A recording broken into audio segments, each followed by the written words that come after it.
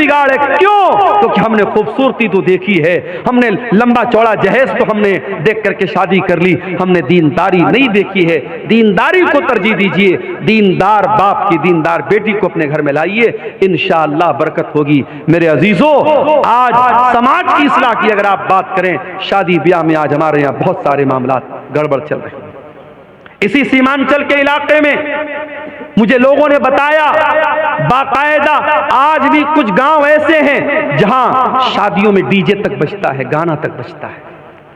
और इसी हिंदुस्तान की सरजमीन पर मुख्तलिफ इलाकों का दौरा करते हुए मैंने महसूस किया है कि हम मुसलमानों में शादी ब्याह को लेकर के बहुत बुरी बुरी रस्में।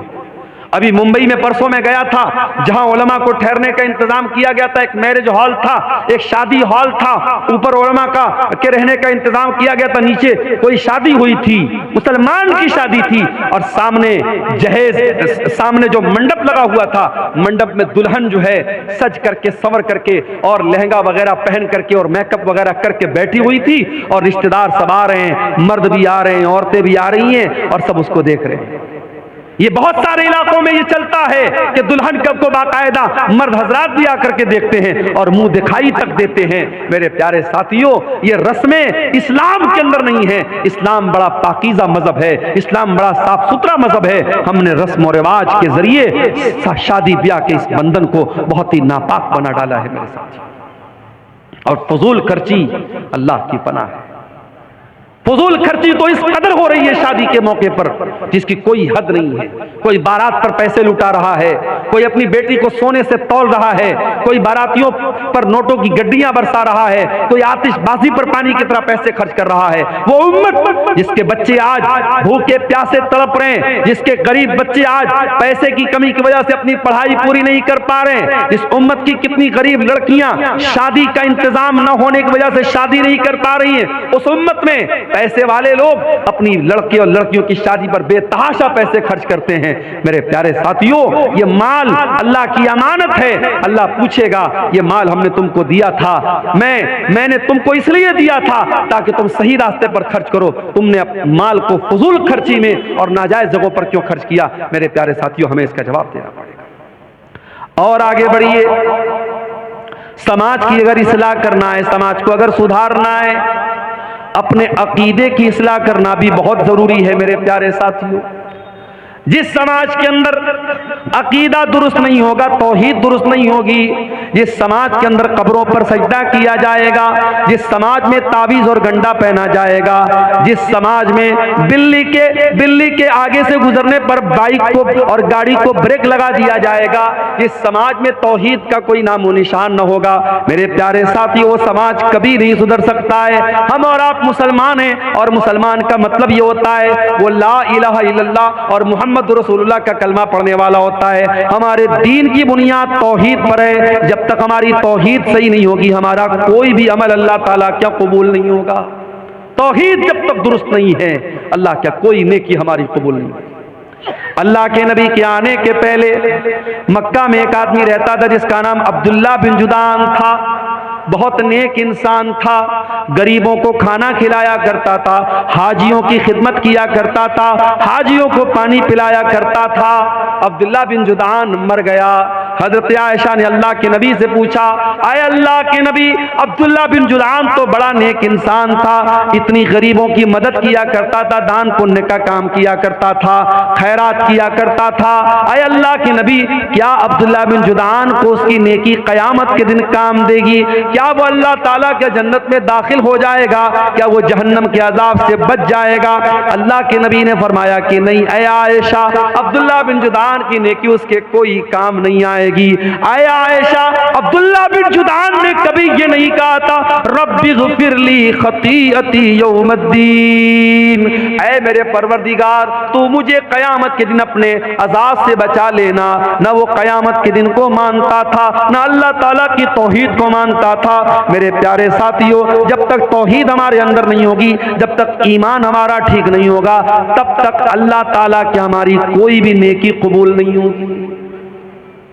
अभी मोबाइल पर फेसबुक ऐसे ही खोला मैंने, एक मौलवी चिल्ला चिल्ला के तकरीर कर रहा था कि खाने काबा गौसे आजम के घर का तवाफ लगाता है। गौसे आजम किसको बोलते हैं? हजरत शेख अब्दुल कादिर जिलानी रहमतुल्लाह अलैह को गौसे आजम बोलते हैं। गौस माने मददगार, आजम माने सबसे बड़ा। गौसे आजम माने सबसे बड़ा मददगार। यानी आज मुसलमान अल्लाह को नहीं, किसी वली को और किसी नेक बंदे को कह रहा है कि वो गौसे आजम है। और मुसलमान का ये अकीदा है कि अल्लाह का घर खाने काबा, जिसका सारी दुनिया के मुसलमान जाकर के तवाफ करते हैं, खाने काबा शेख अब्दुल कादिर जिलानी के घर का तवाफ करता है। मेरे प्यारे साथियों, ये अकीदा मुसलमान रख रहा है और मुसलमान का मौलवी बयान कर रहा है।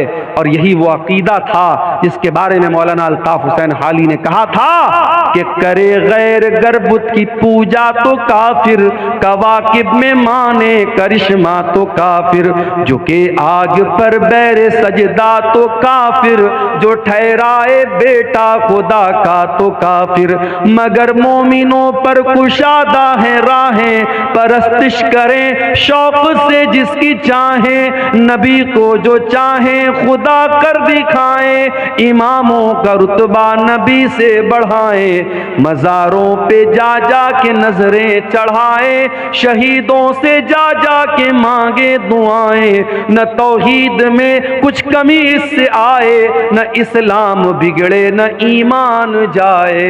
आज कहीं मुसलमान मुहर्रम पर ताजिया निकाल रहा है, आज कहीं मुसलमान 12 रबीउल अव्वल को डीजे बजा बजा के जुलूस निकाल रहा है, कहीं पेड़ के ऊपर जाकर के धागा बांध करके अपनी बिगड़ी बना रहा है, कहीं हाजी अली की दरगाह पे जाके अपना सर झुका रहा है, कहीं अजमेर में जाके चादर चढ़ा रहा है। ओ मेरे प्यारे भाइयों, अपने अकीदे की, अपनी तौहीद की हिफाजत करना। इस पेशानी को अल्लाह ताला ने सिर्फ अपने आगे झुकने के लिए बनाया है। इस पेशानी को सिर्फ अल्लाह के दर पे झुकाना, मदद मांगना तो अल्लाह से मदद मांगना, बिगड़ी बनाने वाला समझना तो अल्लाह को समझना। मेरे प्यारे साथियों, आज किसी गांव देहात में चले जाओ, नेपाल बॉर्डर पर चले जाओ, मोबाइल आपके पास मौजूद है लेकिन नेटवर्क काम नहीं करता है। मैं अभी नेपाल के इलाके में, बिल्कुल बॉर्डर के करीब के इलाके में गया, जियो का नेटवर्क मेरे मोबाइल पर नहीं आ रहा था। साथियों ने बताया कि मौलाना एयरटेल का नेटवर्क होगा तो शायद यहां काम करेगा, कहीं कहीं वो भी नेटवर्क काम नहीं करता है। दुनिया के बाज इलाके ऐसे हैं वहां आपके नेटवर्क काम नहीं करेंगे, वहां सारे नेटवर्क जाम हो जाएंगे, वहां हुकूमतों ने जैमर लगा दिया है। मेरे प्यारे साथियों, दुनिया के बहुत सारे ऐसे मकामात हैं जहां आपके मोबाइल का नेटवर्क काम नहीं करेगा, मगर मेरे अल्लाह का नेटवर्क तो हर जगह काम करता है। अल्लाह कुरान में कहता है, अम्मन युजीबुल मुज़्तर्र इज़ा दआहु व यक्शिफुस्सू। ऐ मेरे बंदो, मेरे आगे तुम हाथ फैलाओ, मुझसे मांगो, मेरे सामने अपने हाथों को फैलाओ, मैं जरूर तुम्हारी दुआओं को सुनूंगा। अल्लाह के सिवा कौन है जो मुसीबत में फंसे हुए लोगों की मदद करता है? कौन है जो उनको मुसीबतों से निकालता है? हजरत यूनुस अलैहिस्सलाम को देखो, वो मछली के पेट में पहुंचे जहां दुनिया का कोई नेटवर्क नहीं पहुंच सकता, मछली के पेट में पहुंचे जहां तीन अंधेरे हैं, समंदर के पानी का भी अंधेरा है, मछली के पेट का भी अंधेरा है और रात का भी अंधेरा है। तीन अंधेरों में हजरत यूनुस ने अल्लाह को पुकारा, फनादा फिज़्ज़ुलुमाति अल्ला इलाहा इल्ला अंता सुब्हानका इन्नी कुन्तु मिनज़्ज़ालिमीन। हजरत यूनुस अलैहिस्सलाम ने मछली के पेट में अल्लाह को पुकारा, कहा अल्लाह तेरे सिवा मेरा कोई माबूद नहीं है, कोई मुश्किल कुशा नहीं है। ऐ अल्लाह, इस मछली के पेट में अगर मेरी फरियाद को सुन सकता है तो तू सुन सकता है। फनादा फिज़्ज़ुलुमात, उन्होंने तीन अंधेरों में पुकारा, ला इलाहा इल्ला अंता, ऐ अल्लाह तेरे सिवा मेरा कोई माबूद नहीं है, सुब्हानका तू पाक है, इन्नी कुन्तु मिनज़्ज़ालिमीन, ऐ अल्लाह मैं जालिम हूँ। कुरान कहता है, फस्तजबना लहू व नज्जयनाहु मिनल गम्मी, हमने यूनुस की दुआ को सुन लिया और हमने यूनुस को गम से निकाल दिया। और ऐ मोमिनो, अगर तुम भी अल्लाह से इसी इखलास के साथ, इसी तौहीद के साथ दुआ करोगे, व कज़ालिका नुंजिल मुमिनीन, हम तुम्हारी दुआ को भी सुनेंगे। मेरे प्यारे साथियों, इखलास अपने अंदर पैदा करो, तौहीद अपने अंदर पैदा करो। आज मुसलमान इस तौहीद से दूर है। आज बुजुर्गों की कब्रों पर मुसलमान सर झुका रहा है। आज मज़ारों और कब्रों पर औरतें जा करके अपने ईमान और अपनी इस्मत का सौदा कर रही हैं। वो मेरी प्यारी माँ बहनों, हमेशा अपनी तौहीद की हिफाजत करना, मर जाना, कट जाना, जल जाना, अपनी तौहीद से कभी कोई समझौता न करना, अल्लाह के सिवा किसी और के आगे कभी हाथ न फैलाना, अल्लाह के सिवा किसी और की बड़ाई कभी न बयान करना, अपने ईमान और तौहीद पर कायम रहना। इसके बगैर आप समाज की इस्लाह नहीं कर सकते। और आगे बढ़िए, समाज की इस्लाह करना है, हमें और आपको एक काम और भी करना पड़ेगा। मुसलमान नौजवान आज पैसा कमाने की अंधी दौड़ में भाग रहा है। कोई जुआ के जरिए पैसा कमा रहा है, कोई सट्टेबाजी के जरिए पैसा कमा रहा है, कोई ब्याज के जरिए पैसा कमा रहा है। इसी बिहार के बाज़ इलाकों में मुझे लोगों ने बताया कि जिन मुसलमानों के पास ढेर सारा पैसा है, वो अपने ही मुसलमान भाई को ब्याज पर कर्जा दे रहे हैं। ऐ मुसलमान, तुझे मालूम नहीं कि तेरी शरीयत में इस ब्याज को कितना बड़ा गुनाह करार दिया गया है। अल्लाह के नबी ने फरमाया कि सूद के ब्याज के 70 से ज्यादा दरवाजे हैं, जिसमें सबसे हल्का दरवाजा ये है, सबसे हल्का दर्जा ये है, अय्यन की हर रजुल उम्महु, कि इंसान अपनी सगी माँ के साथ जिना करे। अपनी सगी माँ के साथ जिना करना जितना बड़ा पाप है, जितना बड़ा गुनाह है, उससे भी बड़ा गुनाह ब्याज की रकम खाना है। इस्लाम में ब्याज के लिए कोई जगह नहीं है, और आज मुसलमान ब्याज खा रहा है। कोई बैंक से मिलने वाला इंटरेस्ट खा रहा है, कोई एफडी करा के खा रहा है, कोई अपने ही मुसलमान भाई को ब्याज पर कर्जा देके ब्याज खा रहा है। मेरे प्यारे साथियों, ये ब्याज की रकम तेरे घर में आएगी, तेरी नेकियों को बर्बाद कर देगी, तेरे घर के चैन को बर्बाद कर देगी, तेरे सुकून को बर्बाद कर देगी। अल्लाह के नबी फरमाते हैं, ओ लोगों, कान खोल करके सुन लो, जिस जिस्म की परवरिश हराम कमाई से हो जाए, फन्नारु औला बिही, वो जिस्म जहन्नम की आग में डाला जाएगा।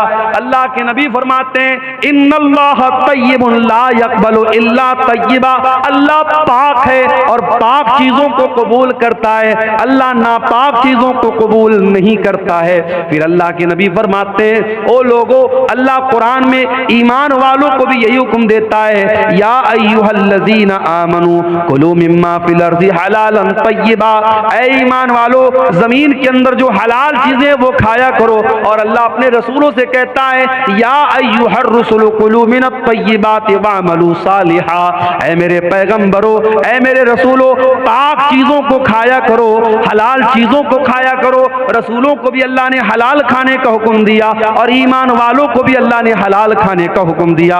और आगे अल्लाह के नबी फरमाते, एक आदमी बहुत लंबा सफर करके आता है, उसके बाल मैले कुचैले हो जाते हैं, उसके कपड़े गंदे हो जाते हैं, और वो हाथों को उठा उठा के दुआ करता है और कहता है कि ऐ मेरे रब, ऐ मेरे रब। लेकिन उसका खाना हराम कमाई का, उसका पानी हराम कमाई का, उसका लिबास हराम कमाई का, उसकी परवरिश हराम कमाई की। फअन्ना युस्तजाबु लिज़ालिक, अल्लाह के नबी फरमाते हैं, उस इंसान की दुआ कहां से कबूल होगी।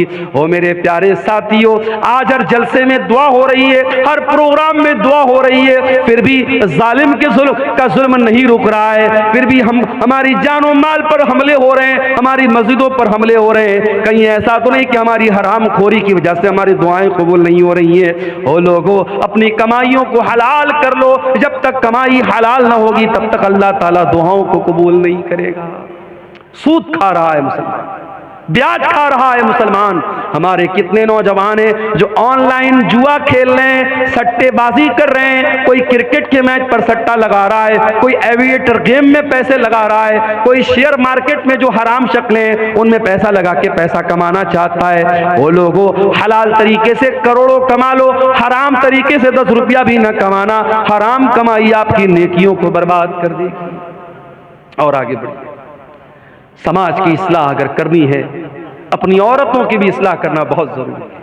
ओ मेरी प्यारी माँ बहनों, जिस इस्लाम के अंदर आपको ये हुक्म दिया गया, वह करना फी बुयूतिकुन्ना, ऐ औरतों तुम अपने घर में इज्जत के साथ रहा करो, वला तबर्रजना तबर्रुजल जाहिलियतिल ऊला, और जब तुम घर से निकला करो तो बन संवर करके न निकला करो। ओ मेरी प्यारी माँ बहनों, आप नमाज पढ़ने के लिए घर से निकले, आप जुमा की नमाज पढ़ने के लिए घर से निकले, आप तरावी की नमाज पढ़ने के लिए घर से निकले। अल्लाह के नबी फरमाते हैं अगर कोई औरत घर से नमाज पढ़ने के लिए निकली है और ऐसी खुशबू लगा करके निकली है कि वो खुशबू गैर मर्दों तक पहुंच रही है, अल्लाह के नबी फरमाते हैं कि जब तक वो औरत वापस जा करके वो वाला गुस्ल न करे जो नापाकी की हालत में किया जाता है, जो जनाबत की हालत में किया जाता है, यानी मुकम्मल गुस्ल न कर ले, तब तक उस औरत की नमाज अल्लाह ताला कबूल नहीं करेगा। मेरी प्यारी माँ बहनों, जो इस्लाम आपको नमाज पढ़ने के लिए खुशबू लगा कर आने की इजाजत नहीं देता, वो किसी मेले ठेले में जाने के लिए, किसी बाजार में जाने के लिए, किसी जगह घूमने फिरने के लिए अपने आप को सजा संवार करके, और आज जब से कोरोना का दौर आया हमने इसी कटिहार और सीमांचल और अररिया के इलाके में देखा कि पहले जो लड़कियां पूरा नकाब लगाया करती थी, जो पहले लड़कियां पूरा हिजाब लगाया करती थी, अब हिजाब को तो छोड़ दिया गया, अब बहुत करती हैं तो क्या करती हैं, कपड़ा तो वही नॉर्मल पहने हुए हैं, वही नॉर्मल कपड़ा पहने हुए हैं, बस चेहरे के ऊपर एक मास्क लगा लिया और मास्क को समझ लिया कि ये पर्दे का अल्टरनेट हो गया। मेरी प्यारी माँ बहनों, ये मास्क लगा करके आपने अपने पर्दे का जनाजा तो खुद निकाल दिया है। ओ मेरी प्यारी बहनों, अपनी खूबसूरती को दुनिया के सामने नुमाया न करो। तुम्हें अल्लाह ताला ने पर्दे में रहने का हुक्म दिया है। अल्लाह कहता है ऐ नबी अपनी बेटियों से कह दो, ऐ नबी अपनी बीवियों से कह दो, ऐ नबी तमाम मुसलमान औरतों से कह दो कि जब वो अपने घर से निकला करे, युदनीना अलैहिन्ना मिन जलाबीबिहिन्ना, वो अपने ऊपर चादर डाल लिया करें, वो अपने ऊपर पल्लू डाल लिया करें, वो अपने ऊपर नकाब डाल लिया करें। ज़ालिका अदना अन युरफना फला युज़ैन, ये ज्यादा बेहतर है कि उससे उनको पहचान लिया जाएगा। अच्छा, आज क्या होता है, मदरसे में पढ़ने वाली लड़की है तो वो नकाब में रहेगी, स्कूल में पढ़ने वाली लड़की है तो वो क्या करेगी, मास्क लगा के घूमेगी या मास्क भी नहीं लगाएगी। यानी लड़की का कपड़ा बता रही है मदरसे वाली लड़की है या स्कूल वाली लड़की है। मेरी प्यारी माँ और बहनों, आपकी बेटी कॉलेज में पढ़े, इस्लाम को कोई आपत्ति नहीं है, आपकी लड़की स्कूल में पढ़े, इस्लाम को कोई एतराज नहीं है, आपकी लड़की डॉक्टर बने, अल्लाह और उसके रसूल ने मना न किया है, मगर मेरी प्यारी बहनों, आप कहीं भी जाओ अपनी पहचान को न मिटाना। और मैं ऐसी भी अपनी बहनों को जानता हूं, कॉलेज वो जा रही हैं, सर से पैर तक नकाब में जा रही हैं, अपनी क्लास में अपने टीचर के सामने भी वो नकाब में रहती हैं। मैं ऐसी मुसलमान लड़कियों को भी जानता हूं, उनके कॉलेज में जब डिग्री दी गई, जब गोल्ड मेडल दिया गया और गोल्ड मेडल देने के टाइम उनसे कहा गया कि जब तक आप अपने चेहरे का नकाब नहीं उतारेंगी हम आपको गोल्ड मेडल नहीं देंगे। उस मुसलमान लड़की ने गोल्ड मेडल लेने से इनकार कर दिया, उस लड़की ने डिग्री लेने से इनकार कर दिया, मगर अपने चेहरे को दुनिया के सामने नकाब को खोलना गवारा न किया। ओ मेरी प्यारी बहनों, ऐसी दीनदार बहनों की आज जरूरत है। एक बात बोलूं, सोशल मीडिया पर नकाब का बहुत मजाक उड़ाया जाता है, कभी जाके देखिएगा, नकाब के बारे में बड़े गंदे गंदे कमेंट्स होते हैं सोशल मीडिया पर। जो इस्लाम के दुश्मन हैं वो नकाब का बहुत मजाक उड़ाते हैं। इसलिए मेरी प्यारी बहनों, आपसे एक अनुरोध करना चाहता हूं, एक रिक्वेस्ट करना चाहता हूं, जब नकाब पहन करके कटिहार जाओ, अररिया जाओ, किशनगंज जाओ, बहादुरगंज जाओ, किसी एयरपोर्ट पर जाओ, स्टेशन पर जाओ, कहीं पर भी जाओ, ऐ मेरी बहनों, ये नकाब सिर्फ एक कपड़े का टुकड़ा नहीं है, याद रखना, ये नकाब इस्लाम की पहचान है, ये तुम्हारे कल्चर की पहचान है, तुम्हारे संस्कृति का एक हिस्सा है। ये नकाब बताता है कि तुम मुसलमान लड़की हो, तुम मुसलमान घर की लड़की हो। इस नकाब की लाज रखना, इस नकाब का सम्मान गिरने न देना। ऐ मेरी बहनों, नकाब में रह कर के कोई ऐसा काम न करना जो तुम्हें शोभा न देता हो। ये नकाब बताता है तुम इज्जतदार घराने की हो, कोई ऐसा काम न करना। देखिए, जब हम ब्लैक कपड़ा पहनते हैं, ब्लैक कपड़े पर कहीं कोई दाग लग गया मालूम नहीं होता है, लेकिन जब व्हाइट कपड़ा पहनते हैं, व्हाइट पर हल्का सा धब्बा भी लगेगा, दूर से नजर आएगा अब्दुल गफ्फार साहब आपके कुर्ते पर दाग लगा हुआ है। एक हल्का सा धब्बा भी व्हाइट कपड़े पर पहचान लिया जाता है। जो औरत नकाब नहीं पहनती देखती है, जो पर्दा नहीं करती है, वो क्या पहन रही है, कहां जा रही है, दुनिया नोटिस नहीं करेगी। मगर जब नकाब वाली औरत घर से निकलेगी, वो क्या कर रही है, किससे मिल रही है, कहां जा रही है। मेरे प्यारे साथियों, आज बड़े बड़े शहरों में, दिल्ली और मुंबई में बाकायदा ऐसे पार्क हैं, ऐसी जगह हैं जहां लड़के लड़कियां आपस में मिलकर के गुलछर्रे उड़ाते हैं। और मुझे बताने वालों ने बताया कि उन जगहों पर कितनी बुर्का वाली लड़कियां हैं जो अपने बॉयफ्रेंड से जाकर के मिलती हैं, अपने आशिकों से जाकर के मिलती हैं, और नकाब में है, पर्दे में है, और उनका जो आशिक है उसके हाथ का कलावा बता रहा है, उसके हाथ की अंगूठी बता रही है वो लड़का मुसलमान नहीं है, वो लड़का गैर मुस्लिम है, वो लड़का मुशरिक है, वो लड़का काफिर है। और ये मुसलमान बुर्का पहन करके उस गैर मुस्लिम लड़के के साथ जाकर के जिना कर रही है, उसके साथ बदकारी कर रही है।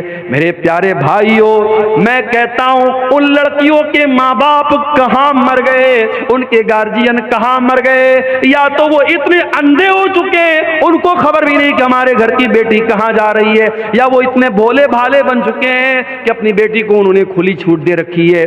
मेरे प्यारे साथियों, आपकी भी जिम्मेदारी है, अगर आप बेटी के बाप हैं, आप बेटी के गार्जियन हैं, ये बहुत बड़ी जिम्मेदारी आपके कंधे पर है। अल्लाह कयामत के दिन पूछेगा, इस कदर बुराई का दौर था, लड़के लड़कियां इतना जिना कर रहे थे और तेरे घर में जवान बेटियां थी, तूने अपनी बेटियों की देख रेख क्यों न की, तूने अपनी बेटियों की सही तरबियत क्यों न की। ओ मेरे प्यारे भाइयों, बचपन से अपनी बच्चियों को इतनी अच्छी तरबियत दो, इतना नेक बनाओ, इतना दीनदार बनाओ कि कल जब तुम्हारी बेटियां जवान हो जाए और गलत कोई काम करने के लिए उनको उकसाए तो उनके दिल में ये ख्याल आए कि नहीं नहीं, मेरे बाप ने जो तरबियत की है वो तरबियत मुझे गलत कदम उठाने नहीं देगी।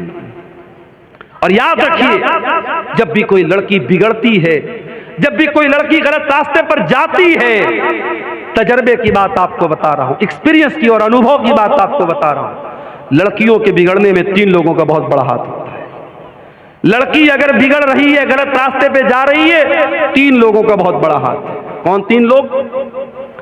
जब हजरत मरियम को बच्चा हुआ, ईसा अलैहिस्सलाम पैदा हुए और मरियम अपने बच्चे को लेकर के कौम के पास पहुंची है, तो कौम के लोगों ने क्या कहा था? या उख्ता हारून मा कान अबूकी इम्रा सौइन व मा कानत उम्मुकी बगिया। ऐ हारून की बहन, मरियम के कोई भाई थे जिनका नाम हारून था, वो भी बहुत नेक इंसान थे। ऐ हारून की बहन, न तो तेरा बाप बुरा इंसान था, न तेरी माँ बदचलन थी।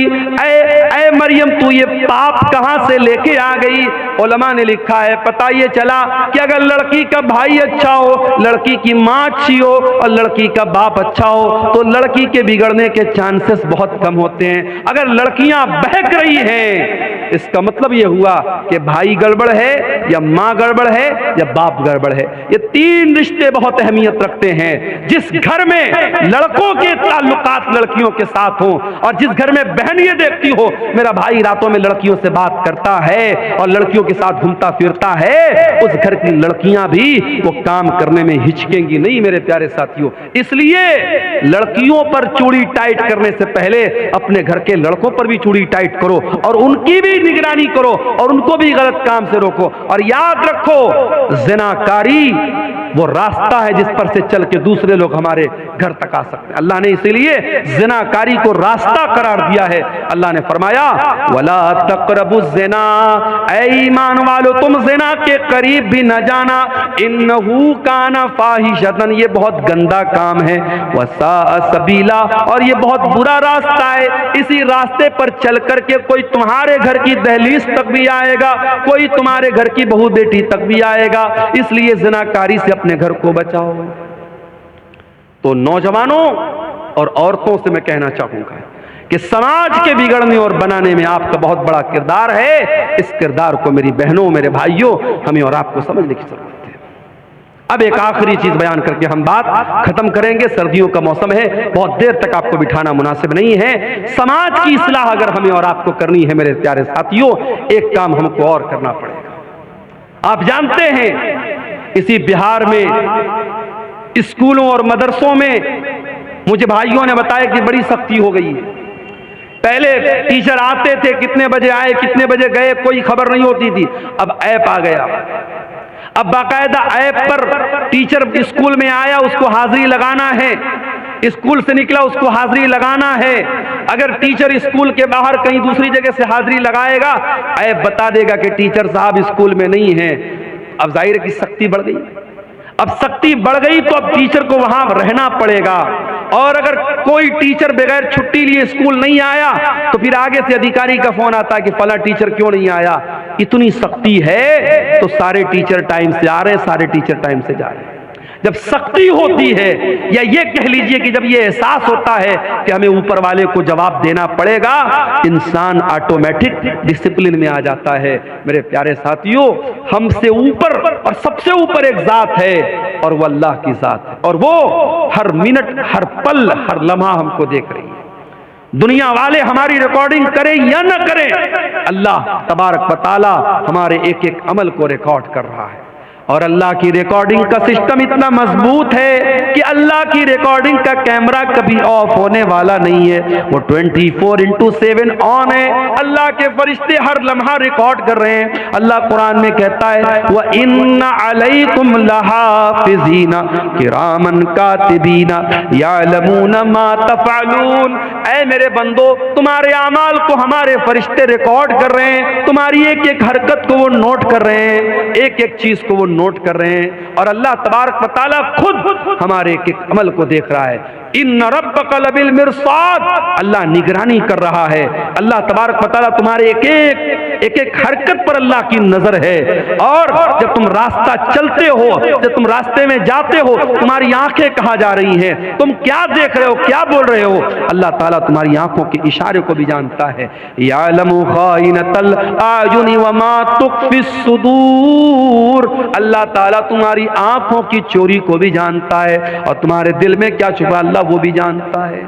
इसलिए मेरे प्यारे साथियों, अगर अल्लाह के सामने खड़े होने का डर नहीं पैदा होगा, अल्लाह के सामने जवाब देने का डर पैदा नहीं होगा, ये करप्शन नहीं रुक सकता, ये भ्रष्टाचार नहीं रुक सकता, ये बुराई नहीं रुक सकती। आज बिहार में बीपीएससी की परीक्षा हुई और उसके बाद पेपर लीक होने की खबर आई। आज पटना में तमाम स्टूडेंट धरने पर बैठे हुए। क्यों ये हो रहा है? ये बार बार परीक्षाएं क्यों लीक हो रही हैं? ये भ्रष्टाचार क्यों हो रहा है? क्योंकि 4 पैसों के लिए आज इंसान लालच में पड़ जाता है और ये नहीं सोचता है कि मेरे इस भ्रष्टाचार से लाखों स्टूडेंट्स का और लाखों लोगों के मुस्तकबिल का जो है उसके ऊपर सवालिया निशान लग सकता है। मेरे प्यारे साथियों, अगर भ्रष्टाचार को रोकना है, अगर करप्शन को रोकना है, अगर चोरी को रोकना है, अगर गुंडागर्दी को रोकना है, अगर हरामखोरी को रोकना है, तो हमें और आपको अपने दिल में आखिरत का डर और अल्लाह के सामने जवाबदेही का डर हमें अपने अंदर पैदा करने की जरूरत है। मेरे प्यारे साथियों, ये प्रोग्राम इस इलाके के एक मदरसे का प्रोग्राम हो रहा है। मैं आपसे यह भी अपील करूंगा कि इस तरीके के प्रोग्राम जब होते हैं और आपसे बार बार ये अपील की जाती है कि आप इस इदारे को चंदा दें, दान दें, ताउन करें, तो आप ये मत समझिए कि हमारी जेब ढीली करने के लिए कहा जा रहा है, बल्कि ये भी आपको एक तरीके से मौका दिया जा रहा है कि आओ अपने नाम अमाल में कुछ नेकियों को बढ़ा लो, अपनी आखिरत की कुछ तैयारी कर लो, अपने आप को जहन्नम की आग से बचा लो। अल्लाह के नबी फरमाते हैं इत्तकुन्नार वलो बिशिक्कि तमरा, जहन्नम की आग से अपने आप को बचाओ। अल्लाह की राह में एक खजूर का टुकड़ा देकर के भी अगर तुम जहन्नम की आग से अपने आप को बचा सकते हो तो बचा लो।